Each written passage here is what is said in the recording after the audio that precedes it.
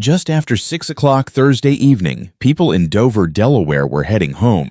Cars were still moving along North DuPont Highway. Hotels were occupied, businesses were open, and thousands of people were going through what should have been an ordinary summer evening. Then the sky changed. A violent thunderstorm moving across central Delaware began rotating. Within minutes, the National Weather Service was warning that a large and extremely dangerous tornado was moving directly toward Delaware's capital. But there was another problem. Many people could barely see it. The tornado was wrapped in heavy rain, and by the time it tore through parts of Dover, roofs were being ripped away, trees were falling, power lines were coming down, and debris was flying across one of the city's busiest highways. At 6:18 p.m., the National Weather Service issued one of its most alarming warnings. A confirmed large and extremely dangerous tornado was near Dover. The warning included the words, "A particularly dangerous situation." Residents were told to take cover immediately. And only about 2 minutes later, the city of Dover declared a state of emergency.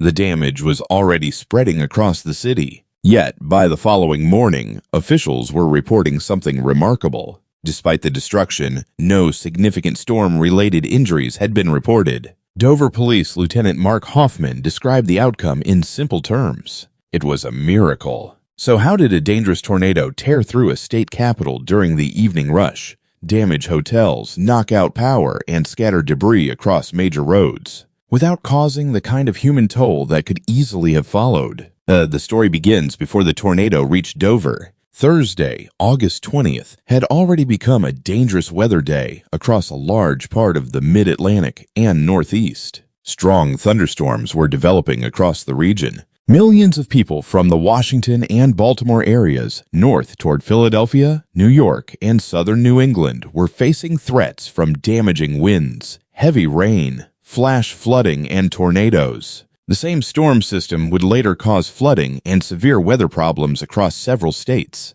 But in central Delaware, one thunderstorm began to stand out. As it approached Kent County, radar showed increasingly organized rotation.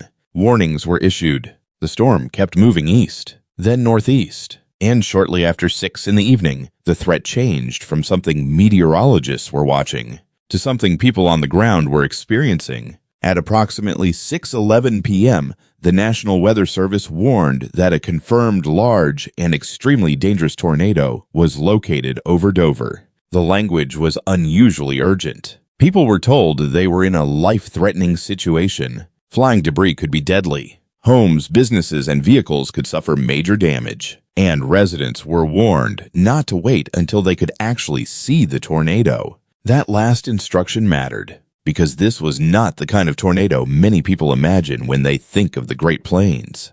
A clearly visible funnel beneath an isolated storm. Heavy rain was surrounding the circulation. The tornado was difficult to see. One warning specifically cautioned that rainfall could hide it. Minutes later, a trained weather spotter reported a rain-wrapped tornado on the ground with debris flying through the air. That created an especially dangerous situation in Dover. A rain-wrapped tornado can remove one of the most basic warning signals people depend on: their own eyes. People may hear thunder. They may see torrential rain. They may notice the wind becoming stronger. But the tornado itself can remain hidden until it is extremely close. Residents later described hearing a sound similar to a train. One Dover resident told 6ABC that the rain and wind were so intense that visibility was extremely poor. Another said the sound immediately convinced him to move into his bathroom. Those seconds can matter. And across Dover, residents began taking shelter while drivers caught on the road faced an entirely different danger.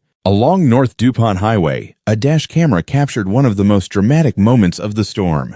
Visibility was poor. Rain was blowing across the roadway. Then debris suddenly began flying through the air. A nearby structure appeared to lose part of its roof as the vehicle continued forward. This was no longer a storm somewhere in the distance. The tornado was moving through an active commercial corridor, and the damage began appearing almost immediately. 2 neighboring hotels along North DuPont Highway were hit. The Days Inn and the Super Lodge both lost portions of their roofs. Debris was thrown around parking lots and across surrounding property. A man who had been staying at the super lodge later said he had been at work when the tornado struck. Looking at the damage afterward, he said he was thankful he had not been inside. The destruction created another threat even after the tornado had passed. Damaged roof material was left hanging over electrical lines. Utility poles and wires were down. Power crews could not simply walk into the area and begin repairs. They first had to deal with structures and electrical equipment that could still be dangerous.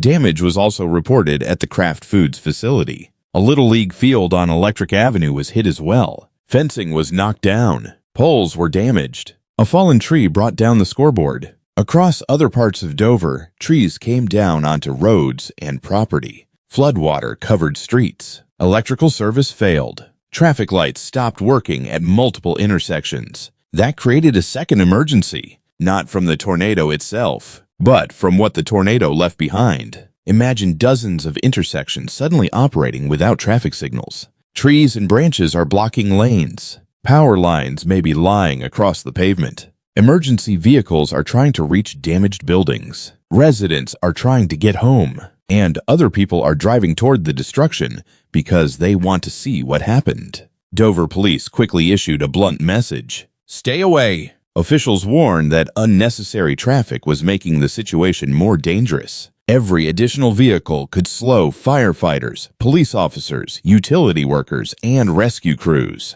Residents were told to stay home unless travel was absolutely necessary. Drivers who encountered a dark intersection were told to treat it as a four-way stop, and people were asked not to call 911 simply to report a power outage. Emergency lines needed to remain available for people facing immediate danger. The city's state of emergency had gone into effect at approximately 6:20 p.m. That was only minutes after the most urgent tornado warnings. The hardest hit areas initially reported by police included the Division Street and Lookerman Street corridor and portions of North DuPont Highway. For emergency crews, the first priority was not determining how powerful the tornado had been. It was making sure no one was trapped, injured, or in immediate danger. The official tornado rating could wait. Lives could not, and that distinction remains important. Images of severe damage often lead people online to immediately label a tornado an EF2, EF3, or even stronger.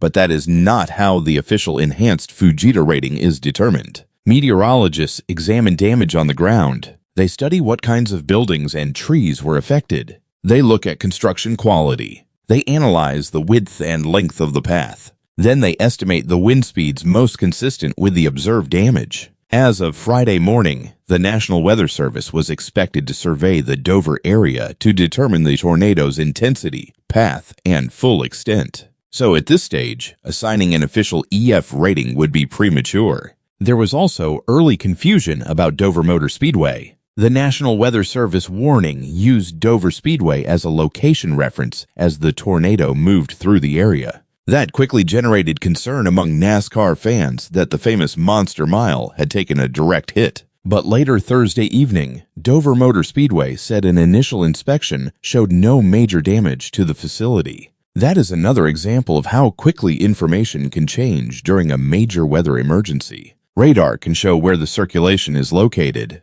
Warnings use familiar landmarks to help people understand the threat, but the exact damage path is often not clear until crews inspect the area afterward. What was clear was that Dover itself had been hit, and the timing could have made the outcome far worse. This happened during the early evening. People were driving. Businesses were operating. Hotels were occupied. Dover is home to more than 40,000 people, and North DuPont Highway is not an isolated rural road. The tornado crossed an urban area where a large amount of flying debris was possible. Yet by the following morning, police were still reporting no significant injuries related to the storm. CBS and the Associated Press also reported that more than 1,000 customers in Dover lost electricity, with much of the service restored within hours. Considering the scenes captured on video, that human outcome stands out. Part of the reason may have been the warnings. National Weather Service alerts were extremely direct.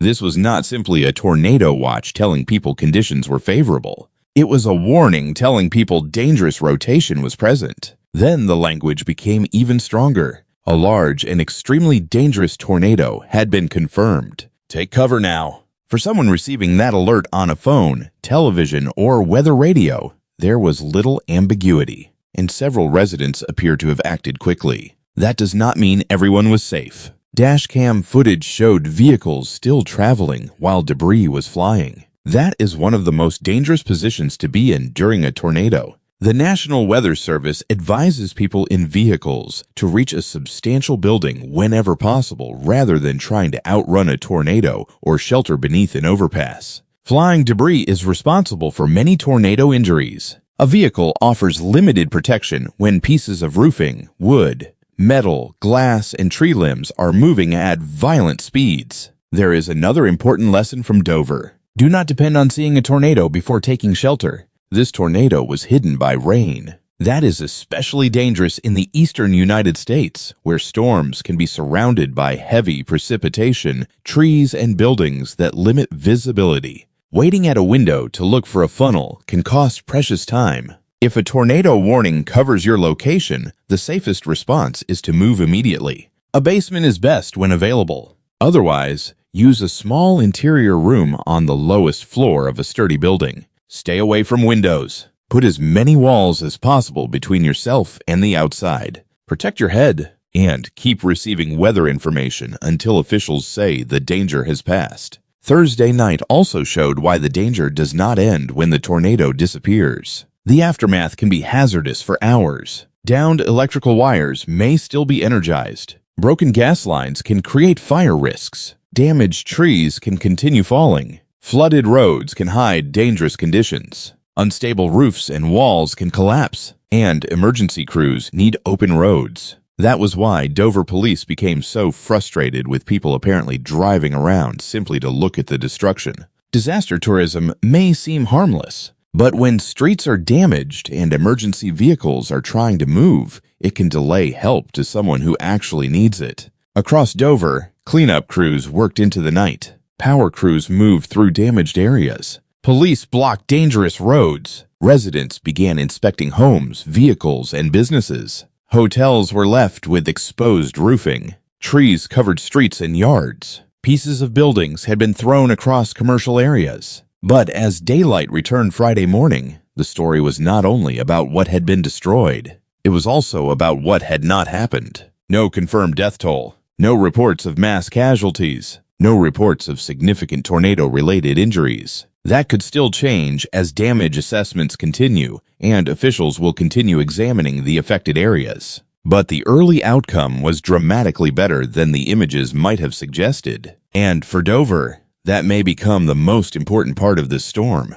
A tornado arrived with heavy rain hiding it from view. It crossed a populated state capital during the evening. It ripped material from buildings. It damaged hotels. It knocked down trees and power lines. It shut off traffic lights. It forced officials to declare an emergency. And still, the city appears to have avoided the loss of life that could easily have accompanied that level of destruction. Now, investigators and meteorologists have another job. They will walk the damage path. They will examine buildings and trees. They will determine where the tornado touched down, how long it remained on the ground, and how powerful its winds may have been. Only then will Dover know exactly what kind of tornado moved through the city on August 20th, 2026. But residents already know what it felt like. The roar, the darkness, the rain, the sudden debris, and those few frightening minutes when an ordinary Thursday evening turned into an emergency. For anyone watching from outside Delaware, the lesson is simple. When your phone sounds a tornado warning, do not wait to see the tornado. You may never see it. The people of Dover learned that Thursday evening, and judging by the lack of serious injuries reported so far, many of them may have acted just in time.